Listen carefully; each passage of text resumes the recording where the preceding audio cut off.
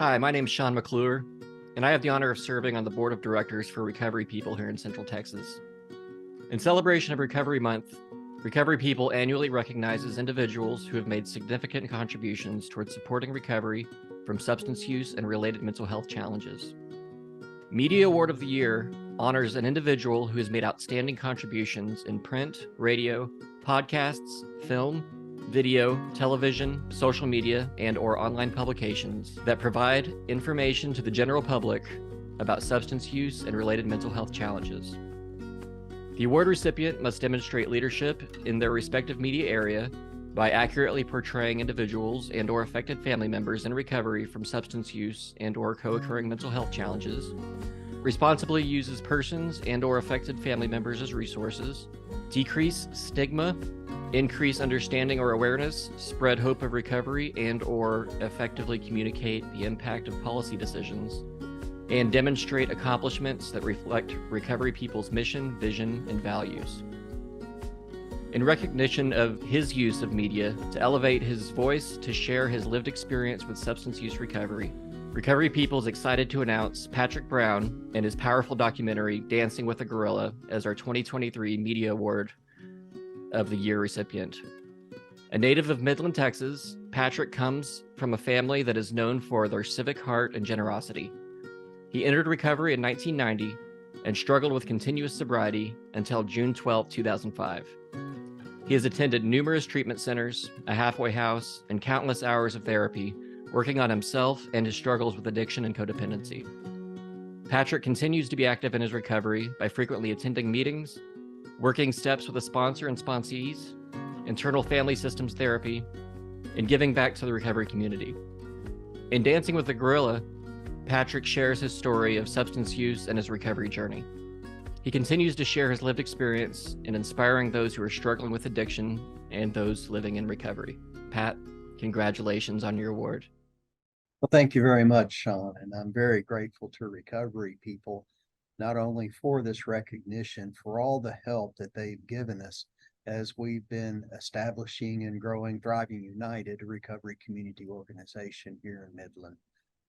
Contact with Recovery People helped us so much in training, helping us with the training and establishment of our recovery residences, and also our connections actually to several of the life-giving grants that we've received from Be Well Texas and from University of Texas Health in Houston and also UT Austin. Many of those grants came our way, not officially, but we know in the background they came from some urgings and some recommendations from Recovery People. I'm very grateful, and I've definitely enjoyed our friendship throughout the years, of course, closely with Jason and others. So thank you for what Recovery People does for the state of Texas and for recovery. And I'm also very grateful for the opportunity of Dancing with the Gorilla.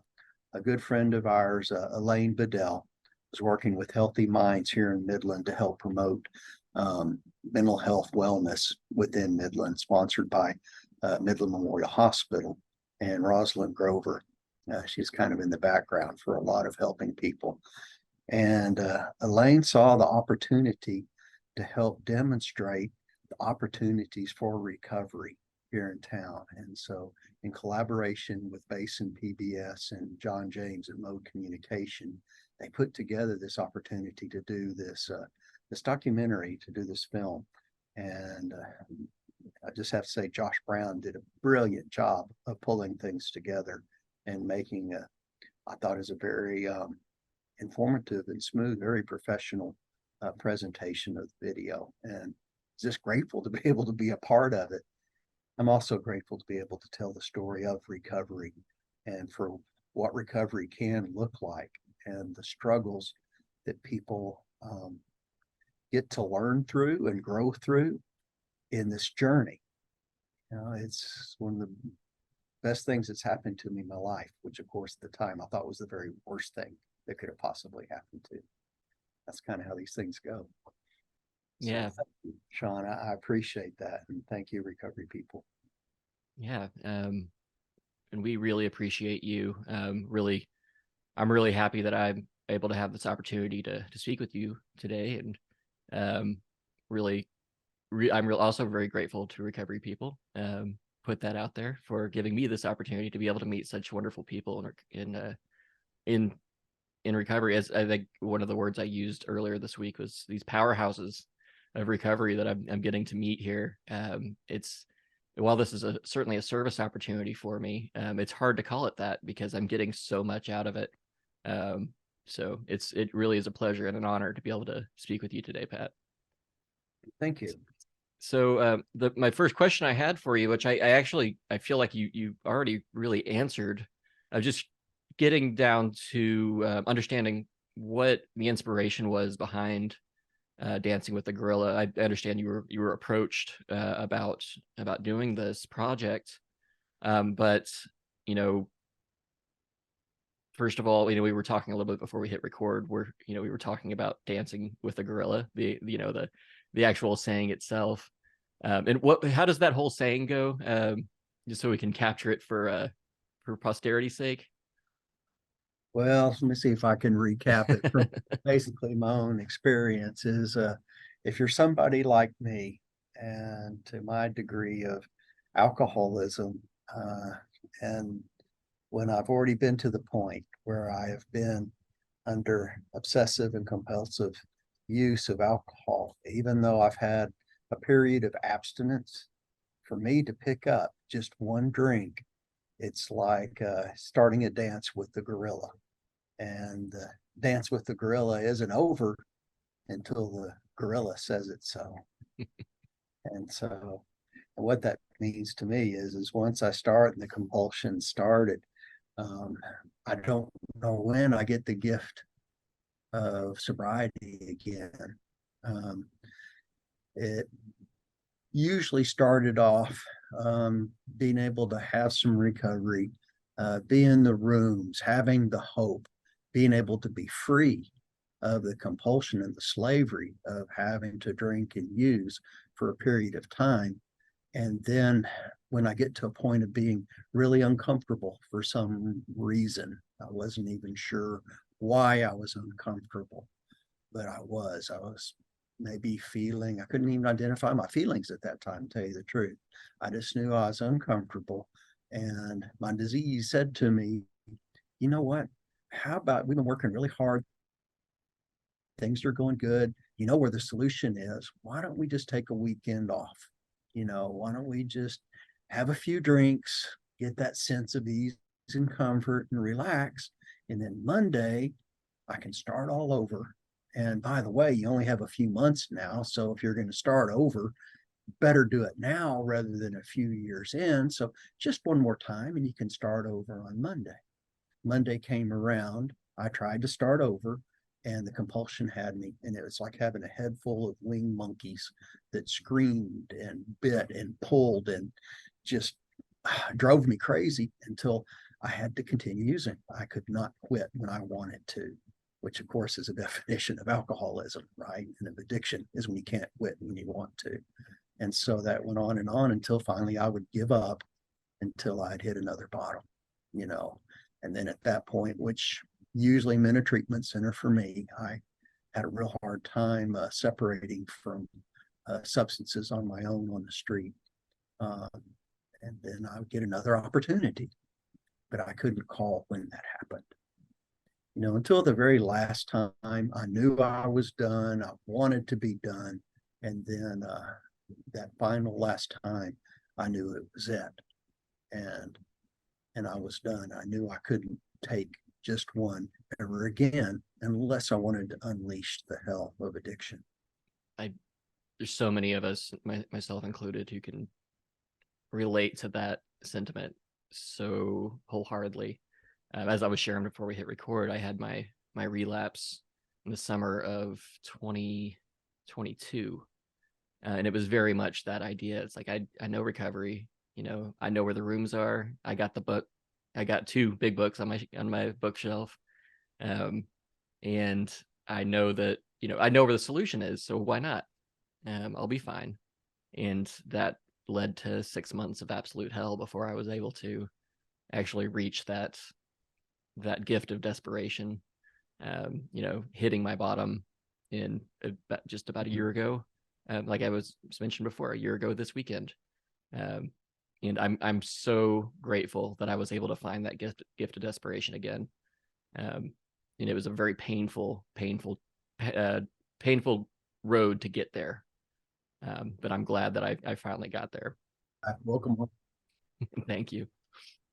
So in reading your bio, learning a little bit about you, and also through watching the film, learning. So I guess you started, I guess dabbling, I guess is the word we'll use for in recovery in 1990, and I guess you had about 15 years in and out.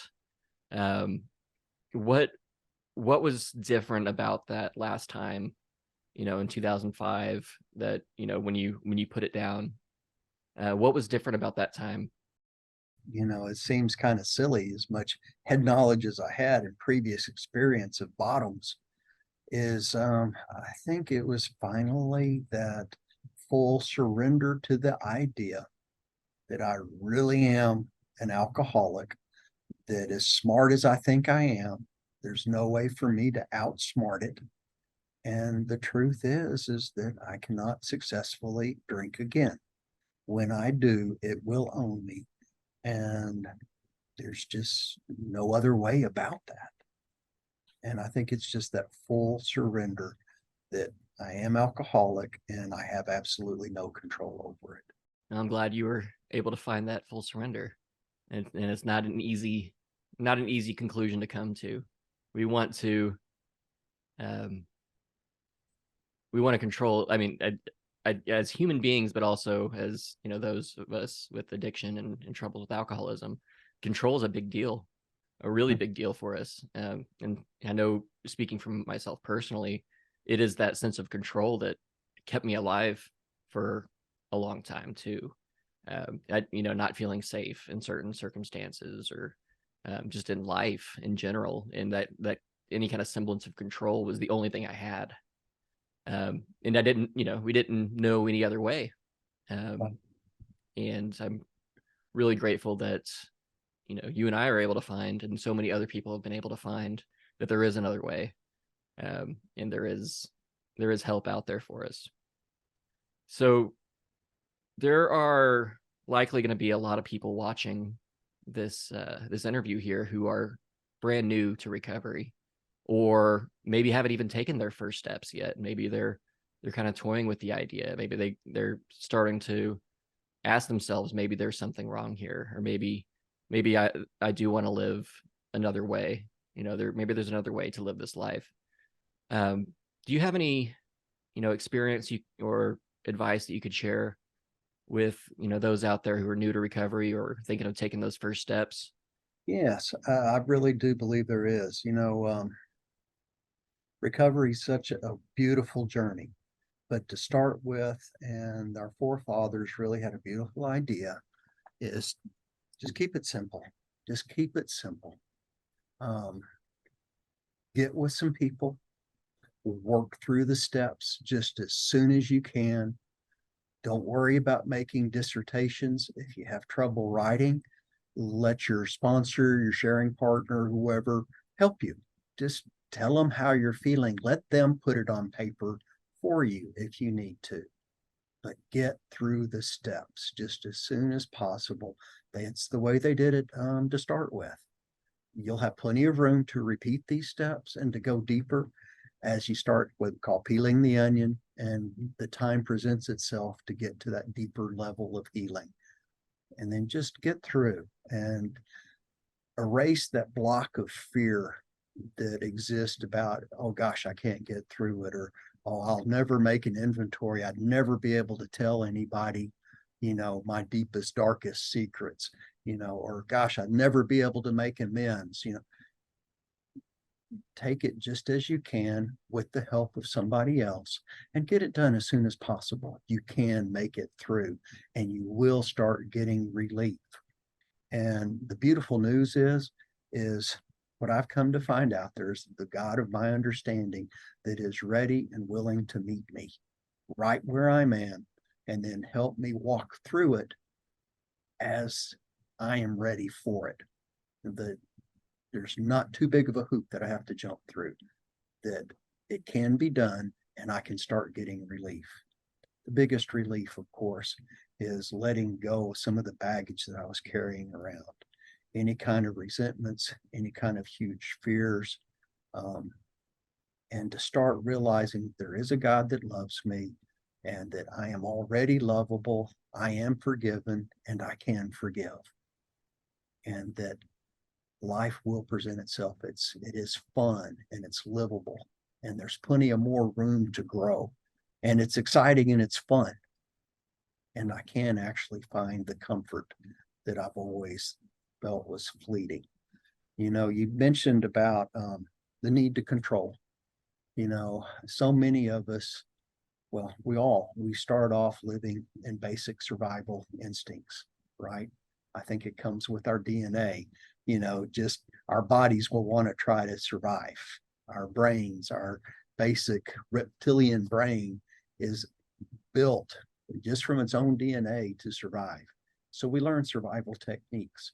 And so as kids, we learn how, well, maybe if I just control all the factors around me, or if I do it myself, I will be safe if I can control it, because we don't know anything different.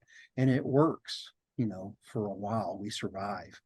But at some point, that basic survival instinct is keeping me sick. It's keeping me limited.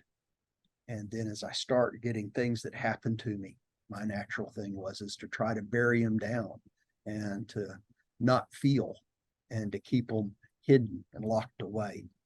And that's like I said in the film, it's like then keeping a dragon in the basement. It may be quiet for a while, but sometime at some point it will burn my house down. And so with working the steps and learning how to be vulnerable with somebody else, I learned that vulnerability doesn't make me unsafe. And in fact, it allows me an opportunity to release all that pain that I've been carrying around, and it sets me free and makes me stronger. So with all that being said, there's plenty of room to grow, plenty of challenges, plenty of excitement to go, but just keep it simple, work through the steps the first time, get it done, within the first 6 weeks, just get it done, and sometimes they even did it in one day. Mm-hmm. Just get past the fears of doing the steps. The steps set us free. I jotted down some notes from watching the film, and just some things that kind of stood out for me. The first one that really kind of stood out, and this is a question that I feel like I've asked myself a lot, and I don't think I've ever voiced. And I don't even know if this was something that you put a lot of thought into before saying it, but it really kind of resonated with me. Was you said, we're not supposed to have regrets, but of course I have regrets. And that is it's a difficult difficult concept for me. Like how do we live our lives, regret free, I guess you could say, but while still, there are things in our past that we wish didn't happen. We wish we didn't do. How do we move forward? And I think this goes into, we don't shut the door on the past, or we don't forget the past nor shut the door on it. I think that's kind of the same idea. So how do you approach that concept of, knowing that there's things that you've done in your past that weren't necessarily savory, things you really wish you hadn't done, you do regret things you do regret having done, but without letting that color the way that you see the world, or let that guilt and shame kind of weigh you down at the same time? How do you separate those? Well, it was a little bit like I was saying about letting the wave pass. Or I love what my wife Jen says. She likes to picture herself sitting in a beautiful forest next to a stream, and the leaves are floating by in the stream. That a thought or a feeling is like that leaf floating by, right? Is so with those feelings, like say the regret. Now today, since I can finally feel where I couldn't before, I'll feel that feeling. I'll feel it. And if it's a sadness or like that regret, I'll feel it and embrace it and take a deep breath. And then I just let it pass on by. I'm not ruled by my regrets today. I can see it, of course. Man, I wish I would have had that, could treasure that moment with the kids or with those people or whatever the situation is. But I had that event, uh, and I can let it go today. And then I can make the most of what I do get the opportunity for today. I can use the regrets of being a sleepwalker or missing out with people, of not being attentive. And so today, as I've changed and made an amends, my amends is that I try to focus in and give people full attention, animals full attention. If I'm busy in the morning and a cat jumps up on the cabinet and wants to get petted, I don't just brush it aside and go on with what I do. I'll take that moment and I'll pet that cat, and I'll treasure that moment and then let the cat go on by and then, just go on with my work. So with practice, I'm learning to actually feel and then let those feelings go. I'm learning how to release attachments. I've life's a little bit more of an Airbnb for me today. Situations, cars, houses, people, there's seasons for everything, it seems like. And so um, nothing's really permanent. And so I just enjoy the moment that I have, and then I let it go by, and then I'm open for my next experience that comes along. If I'm still holding on to the one that's passed by, I'm missing the one that's coming up. There was a proverb or a saying they have about two Buddhist monks that were walking along the street, and there was this lady in a fine silk dress. And so one of the monks, offered her, to carry her across the muddy street so she wouldn't get her dress messy. And so he picked her up and carried across the other side, set her down, and the two monks went walking on. And about a half mile later, a mile, the one monk said to the other one, I just can't believe you did that. We took a vow of celibacy, and then there you were picking up and having close contact with that beautiful woman in that beautiful dress. How could you possibly do that? And he goes, yes, I saw the opportunity to be of service, and I picked her up and I set her down a mile ago. You're still carrying her. Mm-hmm. And so, again, it's just a practice of letting things go, treasuring a brief glimpse of that memory, or even treasuring that sorrow. Again, it is a feeling. Sorrow and gladness and joy are all feelings, and neither one of them are really bad or good. They're all kind of a good, because it's a feeling of which somewhere back behind it is love, right? It's like the loss of a loved one. Yeah, oh, I can feel it today, and it is a sadness, and it's that loss of the touch of that loved one, but it's really not painful. I used to always think that grief is to be avoided at all cost, sadness, because it's just too painful to endure. But today I see those feelings of sorrow and feelings is a feeling that's born out of love. And for me today, it's kind of a comparison of listening to my Apple Music on my phone, or listening it to on the Bluetooth on the surround sound, in my living room with the subwoofer. Being alive and experiencing feelings, even if it's of grief, is listening to the surround sound and the full woofer, boom, boom, boom, boom, feeling your whole body rattle. That's being fully alive. If I block it out or try to pass it up, it's listening to it all tinny, on my phone. You ever considered putting out a book of analogies? like a Right. coffee table book? I know they're so handy. I love it, you know. I love me a good analogy. I've been jotting down all of yours that you've been sharing, so I'm adding them to my little analogy toolbox. All right, well, Patrick, thank you so much for joining. I want to be respectful of your time, and I feel like we could sit here and talk all afternoon. Hey, it's Uh, okay with me. I'm having a blast.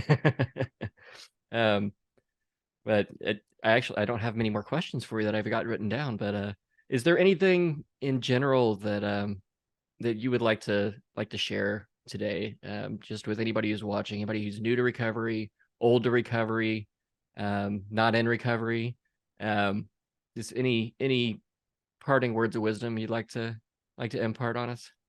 Hmm. Let's see what comes up.